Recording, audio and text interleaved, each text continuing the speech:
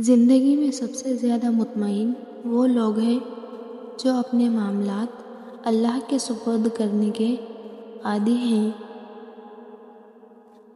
دلوں میں بسنے والے پھولوں کے جیسے ہوتے ہیں، دنیا سے چلے بھی جائیں تو پیچھے یادوں کی خوشبو چھوڑ جاتے ہیں۔ حسد کرو گے تو کچھ نہیں پاؤ گے اور شکر کرو گے تو گن نہیں پاؤ گے۔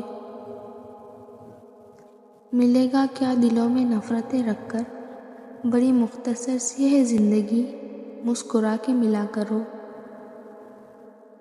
جس خواہش کو تم اللہ کی رضا کے لیے رد کر دیتے ہو، وہ اسی خواہش پر راضی ہو کر اسے تمہارا مقدر بنا دیتا ہے۔ امید انسان کے لیے زندگی کی طرح ہے اور اللہ کا کن فیکون ہمارے لیے امید ہے۔ مجھے یقین ہے اللہ ہماری دعاؤں پہ کن ضرور کہے گا انشاءاللہ۔ اگر کوئی تم سے پوچھے بتاؤ زندگی کیا ہے، تو تم ہتھیلی پر ذرا سی خاک رکھنا اور اسے اڑا دینا۔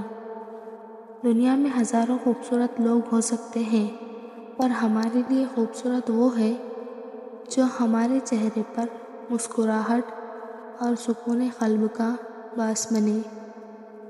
جن کو علم ہو جائے کہ اللہ بڑے غور سے سنتا ہے، تو پھر وہ اپنی کہانی کسی اور کو نہیں سناتے۔ کچھ دروازے اللہ تعالی ہماری حفاظت کے لیے بند کرتا ہے۔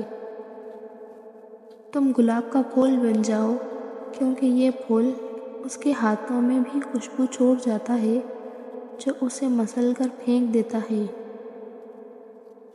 جو دعا قبولیت میں وقت لیتی ہے، پھر وہ قبول ہو جانے پر وقت ہی بدل دیتی ہے۔ ان پر درود پاک پڑھ کر معطر ہوئی حیات، ان کا ذکر آیا تو مصائب پلٹ گئے۔ صلی اللہ تعالی علیہ وسلم۔ خاموشی بے سبب نہیں ہوتی، درد آواز چھین لیتا ہے۔ درخت نے ایک شخص سے کہا، میری عادت اپنا لو، زندگی میں کامیاب رہو گے۔ جب کوئی مجھے پتھر مارتا ہے تو بدلے میں اسے پھل دیتا ہوں۔